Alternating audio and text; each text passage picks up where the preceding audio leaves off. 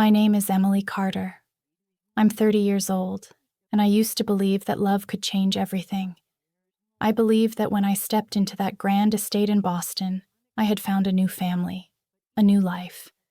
But on that 4th of July night, as fireworks exploded in brilliant colors across the sky, I was on my knees in the driveway, my trembling hands clutching a dirty rag, scrubbing mud off my husband, Richard Carter's BMW, the man I had once loved with all my heart. The contemptuous stares of his family bore down on me like I was some animal, their mocking laughter mixed with the sound of fireworks, shattering my heart into 1,000 pieces. But the worst was yet to come. When I became pregnant, when I thought our child would change everything, Richard grabbed my throat, his eyes filled with suspicion. Is this baby even mine? A slap that shook my very soul. That night, I made a promise to myself. I will never bow my head again.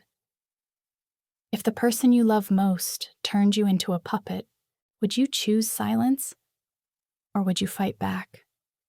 The morning sun filtered through the towering windows of the Carter mansion, casting long shadows across the Persian rugs that probably cost more than my entire year's salary as a teacher back in Texas. I sat at the breakfast table, the same table where Richard's grandmother once entertained Boston's elite, watching my husband read his Wall Street journal with the same methodical precision he applied to everything in his life. The smell of fresh coffee mingled with the faint scent of old money, that peculiar mixture of leather, mahogany, and inherited privilege that seemed to permeate every corner of this house. It hadn't always been like this. When I first met Richard at that charity gala in Austin, he had seemed different. Charming, yes, but also vulnerable in a way that made my heart ache. He told me about his mother, how she had died when he was young, how he had always felt like an outsider in his own family. I was drawn to that pain, perhaps because it mirrored my own. An orphan who had worked 3 jobs to put herself through college, who had found purpose in teaching children to read, to dream beyond their circumstances. Emily, Richard's voice cut through my memories, sharp as a blade. Claudia will be joining us for dinner tonight. Try to dress appropriately. Claudia, my sister-in-law, the golden child of the Carter dynasty, Harvard Law, partner at one of Boston's most prestigious firms, married to a senator's son. Everything I wasn't and never could be, according to the family hierarchy that had been established long before I arrived. I set down my coffee cup, the china so delicate I always feared I might break it. Of course. Should I prepare anything special? Richard didn't look up from his paper. Mrs. Holloway will handle the arrangements. Just be yourself. Well, perhaps a more refined version. The words stung like a cold wind, but I had learned to absorb them without flinching. In the 18 months since our wedding, I had become an expert at swallowing humiliation. The grand ceremony at Trinity Church had been everything a girl could dream of, but the honeymoon had ended the moment we returned to this house. Here, I wasn't Richard's beloved wife. I was the teacher from Texas who had somehow managed to snare a Carter man. The house itself seemed to conspire against me. Every portrait on the walls depicted generations of Carter women who had married well, entertained graciously, and knew their place. Their painted eyes followed me as I walked through the halls, a constant reminder that I was an intruder in their ancestral domain. The previous Mrs. Carters had been born to this life. Prep schools, cotillions, summers in the Hamptons. I had been born to Texas heat and hand-me-down dresses, to dreams that extended far beyond marriage but had somehow been forgotten in the gleam of Richard's smile. That afternoon, I found myself in the library, the one place in the house where I felt I could breathe. The smell of aged leather and old books wrapped around me like a familiar embrace, reminding me of the small-town library where I had spent countless hours as a child, dreaming of the stories I might one day write. I had been working on a novel then, a story about women who refused to be silenced by the expectations of others. The irony wasn't lost on me now. As I reached for a volume of Emily Dickinson's poetry, my fingers brushed against something unexpected. A small, leather-bound journal wedged between larger books. The leather was soft with age, and when I opened it, I found pages of handwriting in faded blue ink. The first entry was dated 40 years ago, signed Margaret Carter, Richard's mother. Today, Harold's mother informed me that my opinions are no longer welcome at the dinner table. She said that a proper Carter wife should adorn conversations, not dominate them. I wanted to tell her that I graduated summa cum laude from Radcliffe, that I had dreams beyond arranging flowers and planning menus. But I held my tongue. I always hold my tongue. My hands trembled as I read entry after entry, each one a window into the slow suffocation of a woman who had once been vibrant, intelligent, ambitious. Margaret had written about the subtle ways she was diminished, how her suggestions were dismissed, her interests deemed frivolous, her identity gradually erased until she became nothing more than a beautiful ornament in the Carter collection. They have a way of making you doubt yourself, one entry read. They never say you're wrong outright. They simply suggest that perhaps you've misunderstood, perhaps you're being too emotional, perhaps you should leave such matters to those better equipped to handle them. And slowly, gradually, you begin to believe them. I closed the journal, my heart pounding. Through the tall windows, I could see Richard's car pulling into the circular drive. He was early. Behind him, Claudia's silver Mercedes gleamed in the afternoon sun like a predator's smile. That evening's dinner was a masterclass in psychological warfare disguised as family conversation. Claudia arrived wearing a Chanel suit that probably cost more than most people's cars, her blonde hair pulled back in a chignon so perfect it looked painted on. She kissed the air beside my cheeks, never making actual contact, and complimented my dress with the kind of false warmth that felt like ice water in my veins. "Emily, how lovely you look. Is that from TJ Maxx? They have such affordable options these days." I smiled and nodded, playing my assigned role in this elaborate performance.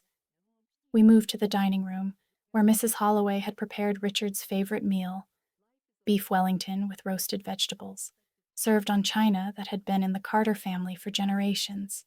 The crystal glasses caught the light from the chandelier, creating tiny rainbows that danced across the white tablecloth. "So, Emily," Claudia said, delicately cutting her beef, "Richard tells me you've been considering returning to work. How ambitious of you." The word ambitious fell from her lips like a curse. I glanced at Richard, expecting some defense, some acknowledgement that we had discussed this privately. Instead, he reached for his wine glass and took a long sip. "I've been thinking about it," I said carefully. "There are some wonderful literacy programs in the area that could use volunteers." "Volunteers?" Claudia repeated, as if the word tasted bitter. "How charitable. Though I suppose with your background, it would be difficult to find anything more substantial."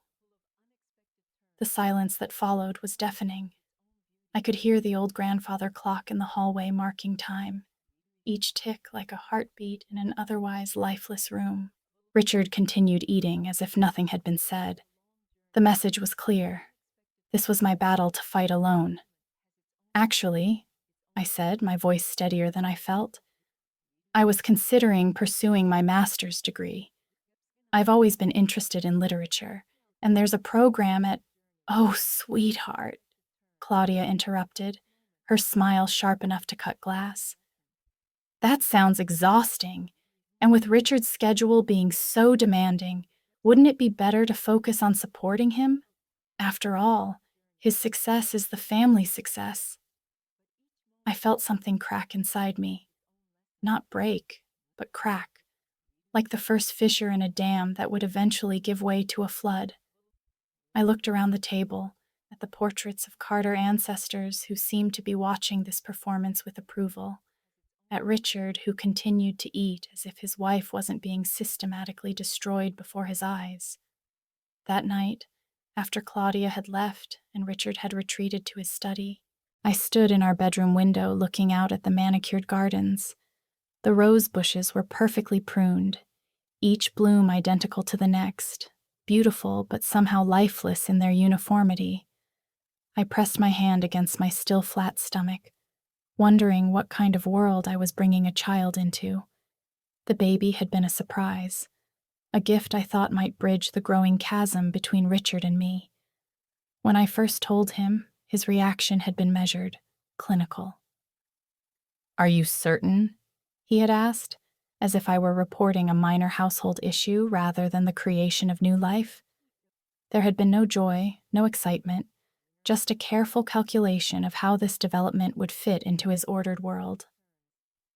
Now, remembering his accusations, his doubts about the baby's paternity, I felt that crack in my soul widen. The man who had once whispered promises of forever had become a stranger who could look me in the eye and question my faithfulness. The transformation hadn't happened overnight. It had been gradual, subtle, like the slow erosion of a coastline that only becomes visible when entire cliffs collapse into the sea. I opened Margaret's journal again, reading by the soft light of the bedside lamp. Her words seemed to whisper directly to my heart. I used to think that love meant sacrifice, that a good wife should diminish herself to make her husband shine brighter. But I'm beginning to understand that what they call love is really just another word for control. They don't want partners. They want beautiful, intelligent ornaments that never outshine the collection. The final entry was different from the others, written in a shakier hand, the ink darker, more urgent. I won't let them do this to another generation. If I ever have a daughter-in-law, if Richard ever brings home a woman to join this family, I pray she will be stronger than I was. I pray she will remember that she is more than just a Carter wife. She is a woman with her own mind, her own dreams, her own power. And power, once recognized, can never be truly taken away. I closed the journal and held it against my chest, feeling the weight of Margaret's hopes and warnings. Outside, Boston slept peacefully, unaware that in one of its grandest houses, a revolution was beginning to stir in the heart of a woman who had been pushed too far. The clock struck midnight, and I made a decision that would change everything. I wouldn't just survive in this house, I would reclaim it. Not through submission or silence, but through the one thing the Carters had never expected from the simple teacher from Texas, the absolute, unbreakable determination to rewrite the rules of their game. The morning after reading Margaret's journal, I woke with a clarity I hadn't felt in months. The smell of Richard's cologne still lingered on his pillow, though he had left for the office hours ago, and autumn sunlight streamed through the tall windows, illuminating dust motes that danced in the air like tiny spirits bearing witness to my transformation. I dressed carefully that morning, not in the muted colors I had adopted to blend into the Carter aesthetic, but in a deep emerald dress that had been my favorite before I learned to doubt my own taste. Mrs. Holloway was in the kitchen when I came downstairs, her silver hair pinned in its usual neat bun, her movements efficient as she prepared Richard's evening meal. She had worked for the Carter family for 37 years, arriving as a young woman fresh from Ireland and staying long enough to become part of the house's foundation. She looked up when I entered, her blue eyes sharp with the intelligence that everyone seemed to overlook in servants. "Good morning, Mrs. Carter," she said, but there was something different in her tone.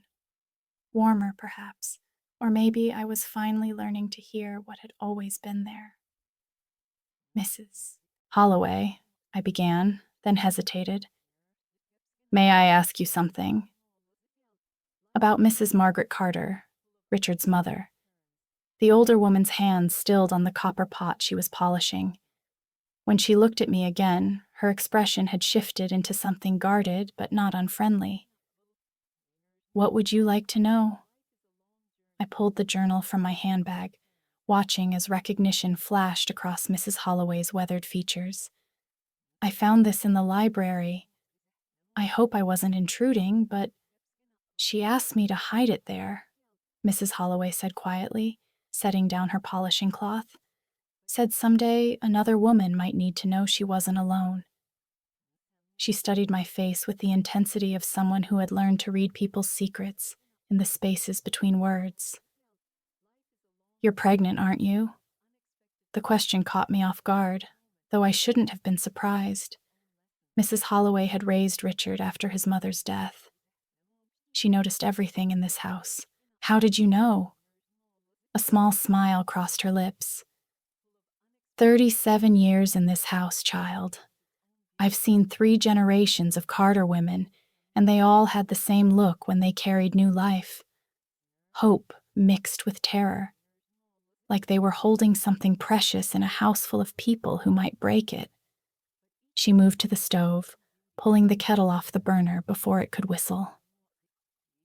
Margaret was different when she first came here. Bright as a new penny, full of ideas and dreams. The old Mr. Carter, Richard's grandfather, he liked her spirit at first.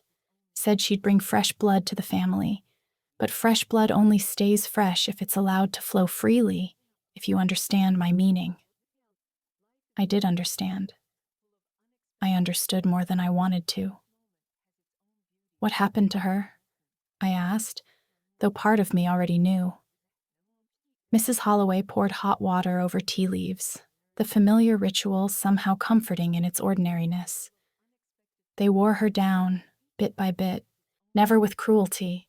The Carters are too refined for that. They use disappointment instead, and silence, and the kind of love that comes with so many conditions it stops being love at all." She handed me a cup, her fingers briefly covering mine. "She fought at first. Oh, how she fought. But fighting alone is like trying to hold back the tide with your bare hands." "But I'm not alone," I said, surprised by the strength in my own voice. "Am I?" Mrs. Holloway's smile was sad but genuine. "No, child. You're not." That afternoon, while Richard attended meetings in the city, I began my real education. Mrs. Holloway showed me things I had never noticed. The way servants throughout the house moved with careful efficiency, speaking only when spoken to, their intelligence carefully hidden beneath layers of deference.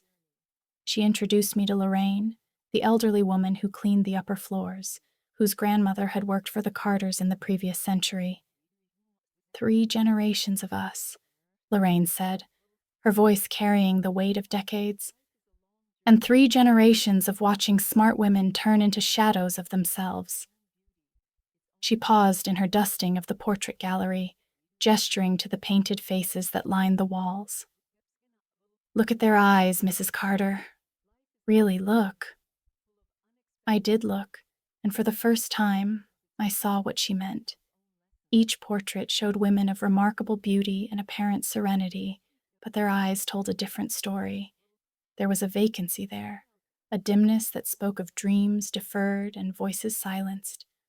The most recent portrait showed Richard's stepmother, his father's second wife, and even in paint, I could see the exhaustion that comes from a lifetime of performing happiness.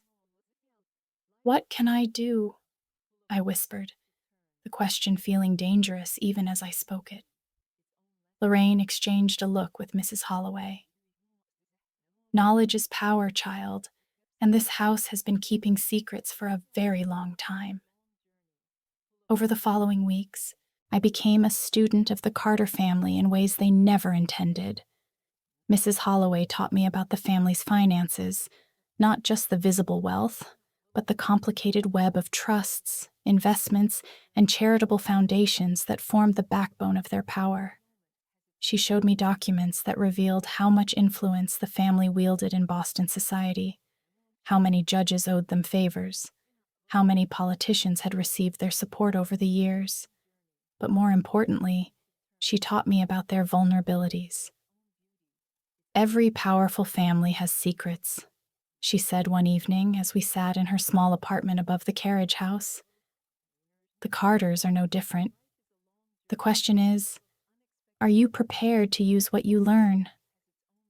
I thought of Margaret's journal, of the baby growing inside me, of the way Richard's eyes had grown cold when I dared to suggest I might want something beyond this gilded cage. I'm prepared, I said and meant it. The first secret was Claudia's.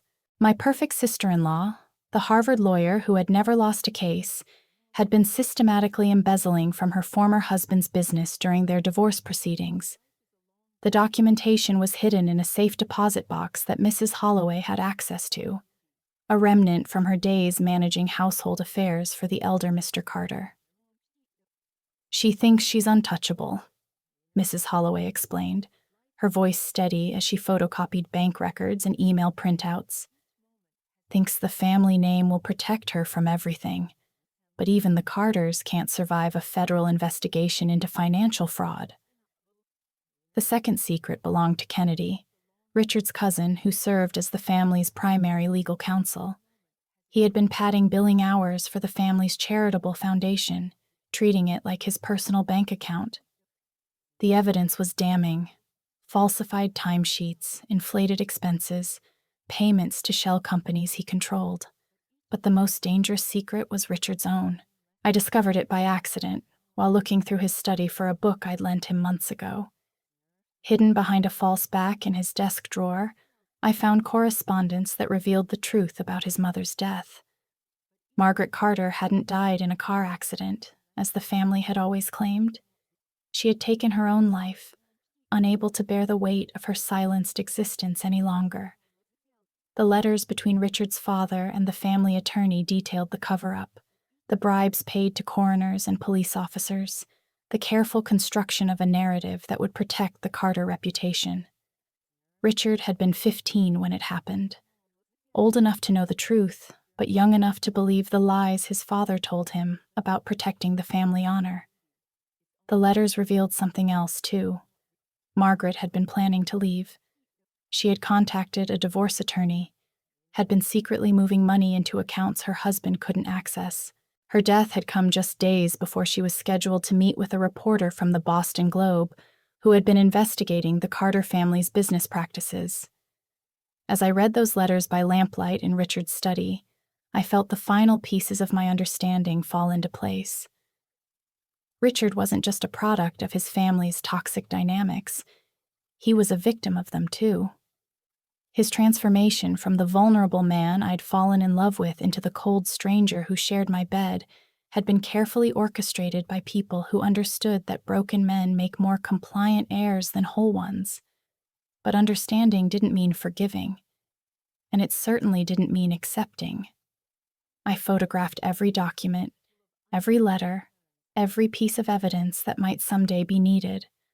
Then I contacted Sarah Whitmore, the attorney Mrs. Holloway had recommended, a woman who had built her career defending people who had been underestimated and discarded by the powerful. Our first meeting took place in a small cafe in Cambridge, far from the circles where the Carter name carried weight. Sarah was younger than I'd expected, with steel-gray hair and eyes that missed nothing. She listened to my story without interruption, occasionally making notes in a leather portfolio that looked well-traveled and trustworthy. "You understand what you're proposing?" she asked when I finished.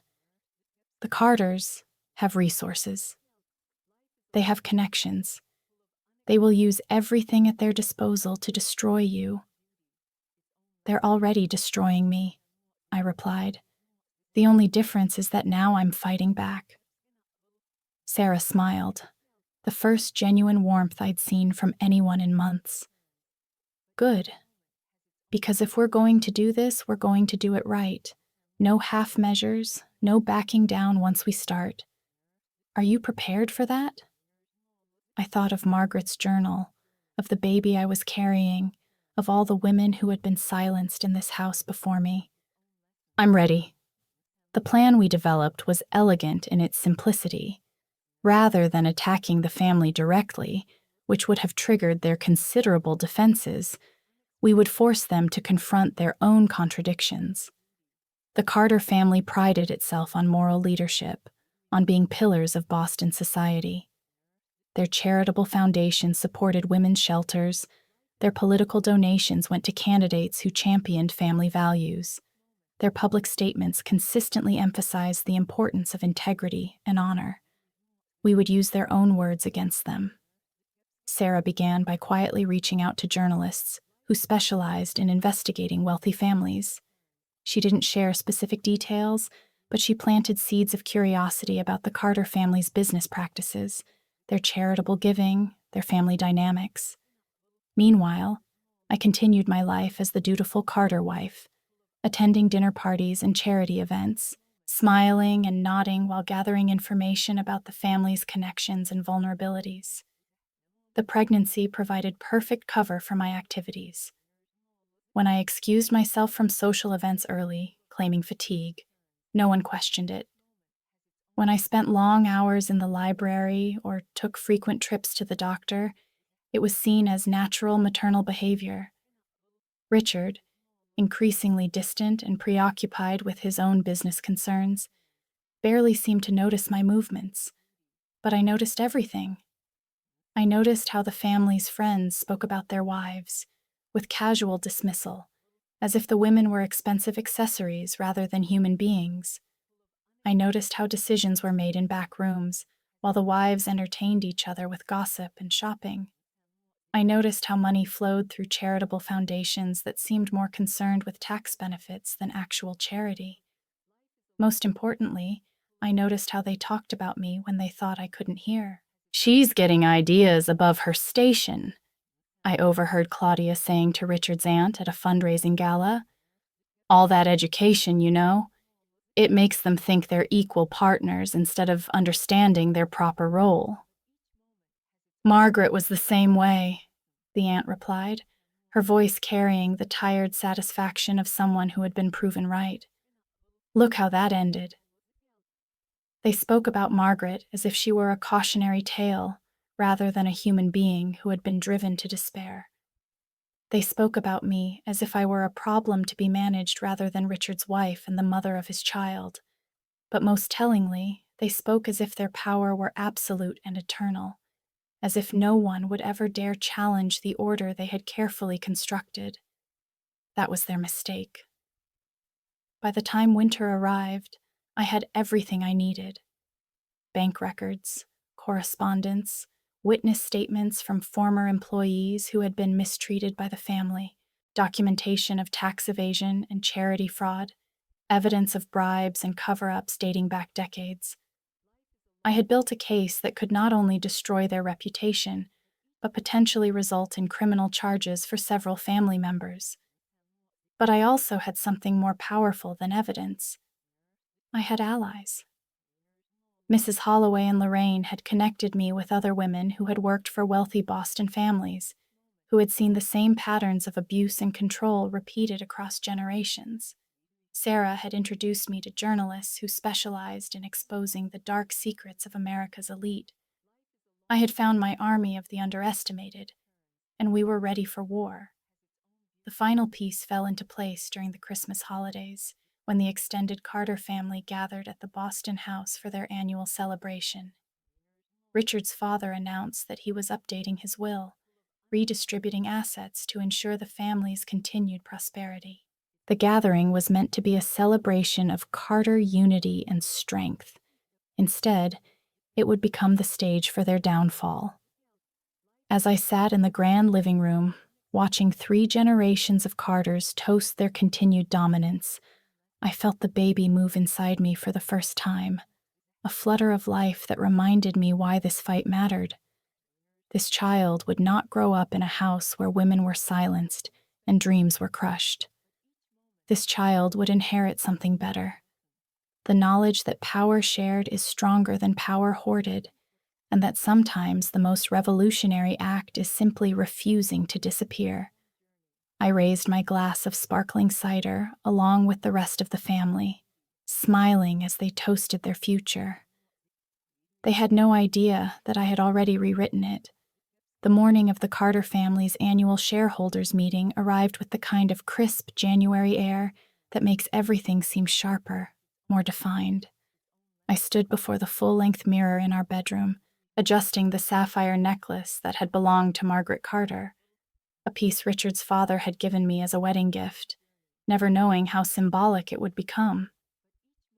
The deep blue stones caught the light from the windows, and for a moment, I saw not just my reflection, but the ghost of every Carter woman who had worn these jewels before me.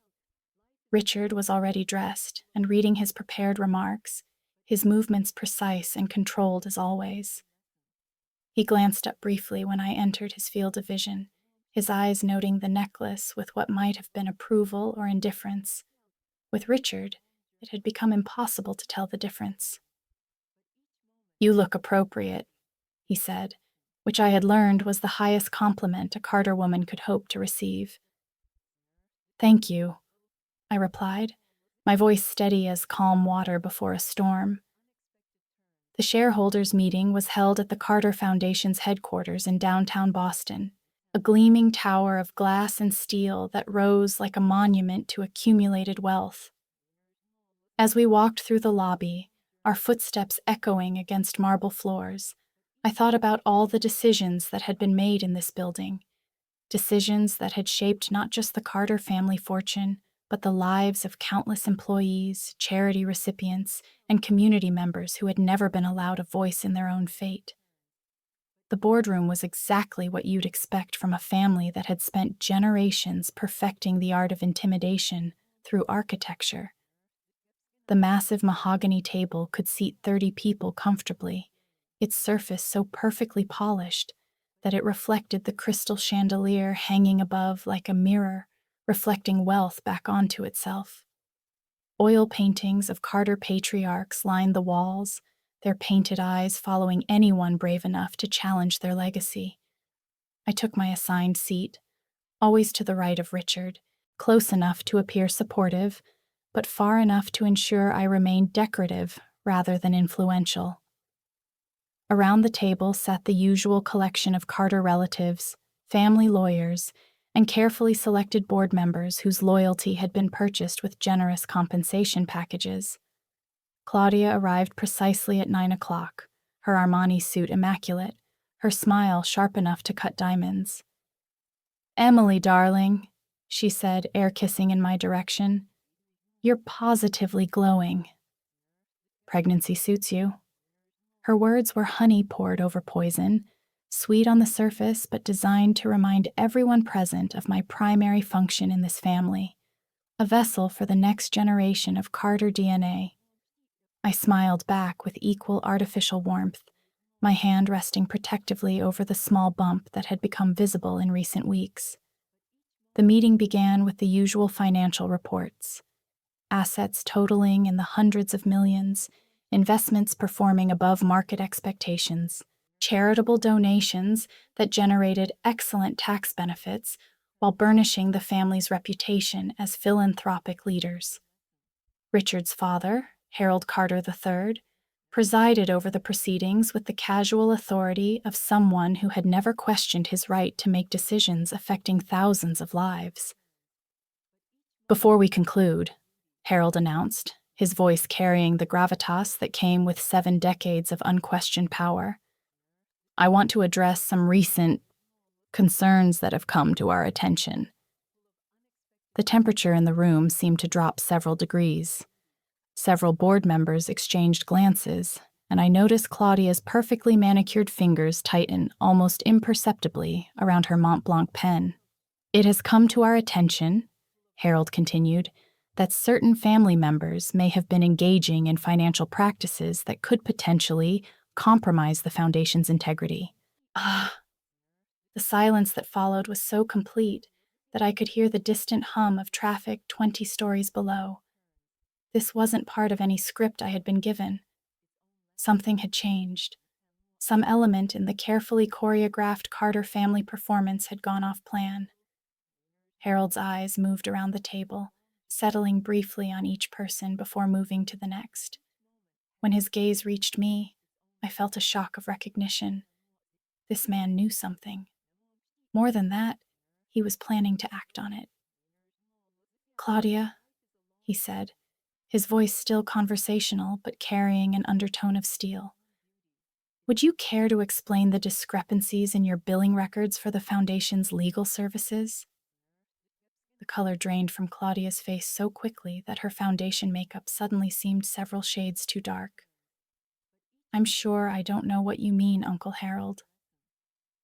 My billing has always been completely transparent. 600 billable hours in a single month, Harold interrupted, sliding a manila folder across the polished table. Unless you've learned to exist without sleep, I find those numbers questionable. I watched this exchange with growing amazement, realizing that my carefully planned revelation of Carter family secrets had been preempted by Harold himself. Somehow, the family patriarch had discovered the evidence I had spent months collecting. But how? The answer came in the form of Mrs. Holloway entering the boardroom carrying a silver tea service, her movements as measured and professional as always. As she placed a cup at each setting, her eyes met mine for just a moment, and I saw the faintest smile cross her weathered features. In that instant, I understood. Mrs. Holloway had been feeding information to Harold all along, and my investigation had simply provided the final pieces he needed to act. Kennedy, Harold continued, his attention shifting to Richard's cousin, who sat frozen at the far end of the table. Your management of the charitable accounts has also raised some interesting questions. Questions that I believe federal auditors will find quite fascinating. Kennedy's face had turned the color of old parchment. Harold, surely we can discuss this privately. The time for private discussions has passed, Harold replied, his voice cutting through Kennedy's stammered protest like a blade through silk. This family has built its reputation on integrity and moral leadership. I will not allow that reputation to be destroyed by greed and stupidity. I sat transfixed, watching as the Carter family's carefully constructed unity crumbled in real time. Harold wasn't just exposing Claudia and Kennedy's crimes. He was performing a public execution, using their corruption as a way to demonstrate his own moral authority and cement his control over the family legacy. But then his eyes found mine again, and I realized that this performance had an audience of one. Emily, Harold said, his tone shifting from prosecutorial to almost gentle. I believe you have something to add to this discussion. All eyes turned to me, and I felt the weight of generations of silenced Carter women pressing against my shoulders. This was the moment I had been preparing for, but not in the way I had expected. Instead of being the lone voice crying out against injustice, I had been cast as Harold's ally in a drama he had been orchestrating all along. I reached into my handbag and withdrew Margaret's journal, its worn leather binding suddenly seeming to pulse with life in the sterile boardroom environment. I found this in the library, I said, my voice carrying clearly in the absolute silence. It belonged to Richard's mother. Richard jerked as if he'd been struck. Emily, what are you? She wrote about the slow death of her dreams, I continued, opening the journal to a passage I had memorized, about the way this family systematically destroys any woman who dares to think independently. I looked directly at Harold, understanding now that he had orchestrated this entire scene. She wrote about the night she decided she couldn't live as a shadow anymore. The revelation of Margaret's true fate, suicide rather than accident, sent shockwaves through the room. Richard's face had gone completely white, and several board members were staring at Harold with expressions of growing horror and understanding. My mother, Harold said quietly, his voice heavy with decades of carefully buried pain, was destroyed by the very system I have spent my life perpetuating. She was brilliant, creative, passionate, everything this family claims to value, and we suffocated those qualities in the name of maintaining our precious image. He stood slowly, his 73-year-old frame somehow seeming taller, and more imposing than it had moments before. I have spent 40 years trying to honor her memory while maintaining the institution that killed her. But watching what we've done to Emily, seeing the same patterns repeat themselves with my son's wife, I realize that some institutions deserve to die. The room erupted in chaos. Board members were demanding explanations. Claudia was frantically trying to call her attorney on her cell phone. Kennedy had quietly slipped out of the room, and Richard sat in stunned silence, staring at his father as if seeing him for the first time. But Harold wasn't finished. "This family will change, or it will end," he announced, his voice cutting through the confusion like a bell tolling. "The Carter Foundation will be restructured under independent management.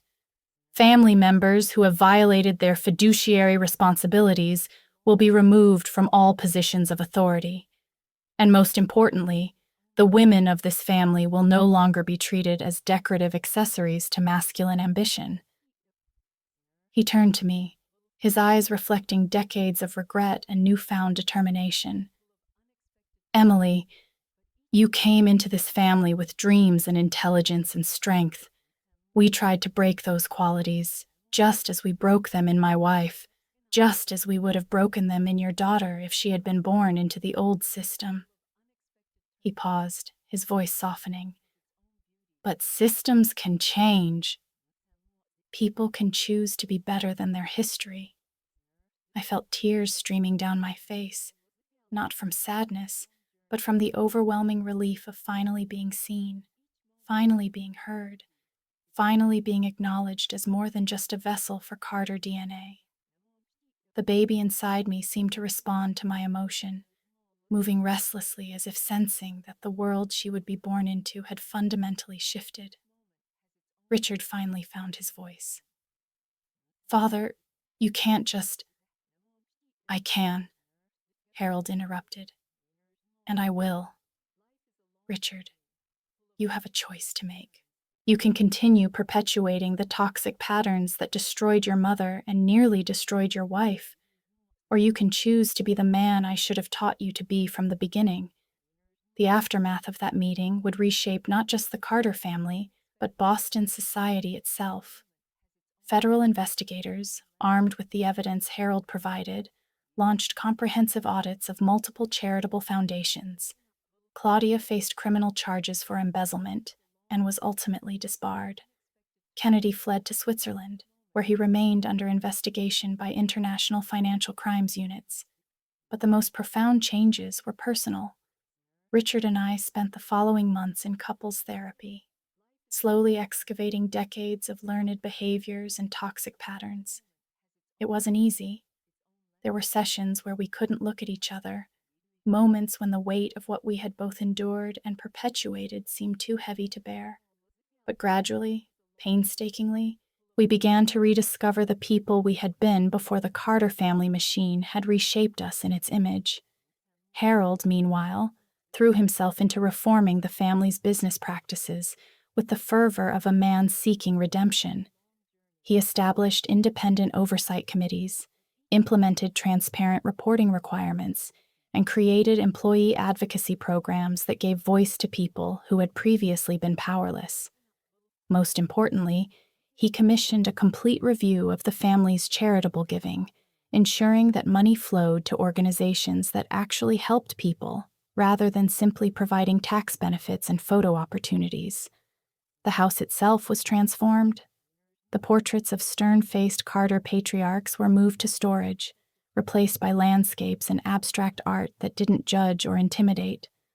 Margaret's portrait, which had been hidden in the attic since her death, was restored and hung in the place of honor above the main fireplace. Mrs. Holloway was promoted from housekeeper to estate manager, with full authority over household operations and a salary that reflected her decades of wisdom and service. But perhaps the most significant change was the one that occurred within me. The frightened teacher from Texas, who had married into the Carter family, was gone, replaced by a woman who understood that power and privilege carried responsibilities, not just benefits. I resumed my education, earning my master's degree in literature while pregnant, and began working with organizations that supported women escaping abusive relationships. My daughter, we named her Margaret, after her grandmother, was born on a warm September morning, surrounded by people who saw her not as the next generation of Carter DNA, but as a unique individual, worthy of love and respect, simply for existing. When I held her for the first time, feeling her tiny fingers grip mine with surprising strength, I whispered the promise that would guide all my interactions with her. You will never have to choose between being loved and being yourself. The old Carter family traditions of control and manipulation died with that generation. The new traditions we created were built on principles Margaret Carter had dreamed of, but never lived to see: transparency, equality, and the revolutionary idea that a family's strength comes not from dominance, but from the willing participation of people who choose to love and support each other. Years later, when Margaret was old enough to ask about her grandmother's journal, I would tell her the truth: that sometimes the most courageous thing a person can do is refuse to accept the limitations others place on their dreams. I would tell her about the power of allies, about the importance of bearing witness to injustice, and about the way systems can change when individuals decide to be braver than their fears. But most importantly, I would tell her that she was born free, free to dream her own dreams, free to define her own success, free to love and be loved without condition or compromise. Because that freedom, hard-won and carefully protected, was the only inheritance that truly mattered. 5 years have passed since that January morning in the Carter Foundation boardroom. As I write this, I'm sitting on the porch of our house in Maine, not the imposing Carter mansion, but a warm, welcoming home that Richard and I chose together, where Margaret takes her first steps across floors that echo with laughter instead of judgment. Harold visits often, spending hours reading to his granddaughter, teaching her about the difference between inherited wealth and earned wisdom. He has become the grandfather I never expected: gentle, present, committed to breaking generational cycles of harm. Mrs. Holloway runs the Boston house now, opening its doors to women who need safe harbor while rebuilding their lives. The Carter Foundation, under independent management, has become a model for ethical philanthropy. The money that once served primarily to generate tax benefits and social prestige now funds literacy programs, domestic violence shelters, and scholarships for first-generation college students. Margaret's portrait watches over it all, her painted eyes finally holding the peace that eluded her in life. Richard and I are different people now, scarred but healing, wiser but still learning. We have difficult conversations and honest fights, and moments of genuine tenderness that would have been impossible in the old version of our marriage. Our love is quieter now but deeper, built on truth rather than performance. Most importantly, when Margaret looks up at us with her grandmother's intelligent eyes, she sees parents who chose courage over comfort, who broke chains instead of passing them forward, who understood that the greatest gift we could give her was the freedom to write her own story. If you recognize yourself in this story, if you've ever felt invisible in your own life, if you've ever been told that your dreams don't matter, if you've ever been expected to shrink yourself to make others comfortable, know this: your voice matters. Your dreams matter. You matter. Change rarely happens overnight, and it's never easy.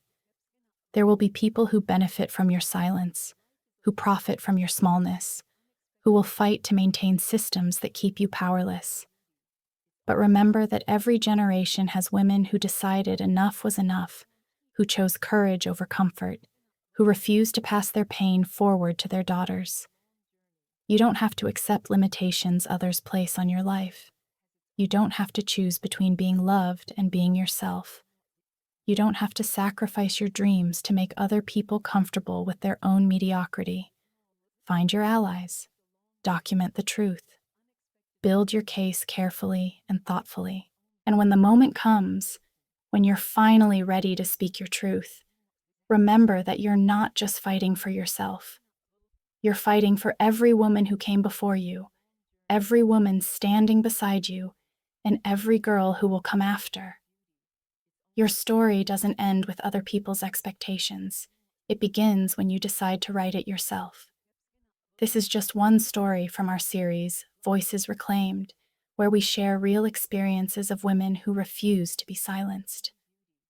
If this resonated with you, there are hundreds more stories waiting, tales of courage, transformation, and the quiet revolutions that happen when women decide they deserve better.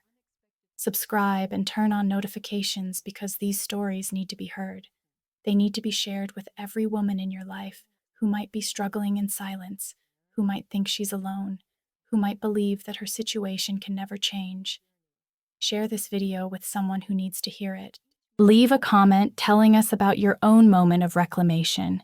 We read every single one, and your words might be exactly what another woman needs to hear today. Remember, every subscription, every share, every comment is a vote for the belief that women's stories matter, that our voices deserve to be heard, and that change is always possible when we stand together. Your story is waiting to be told. Let's tell it together.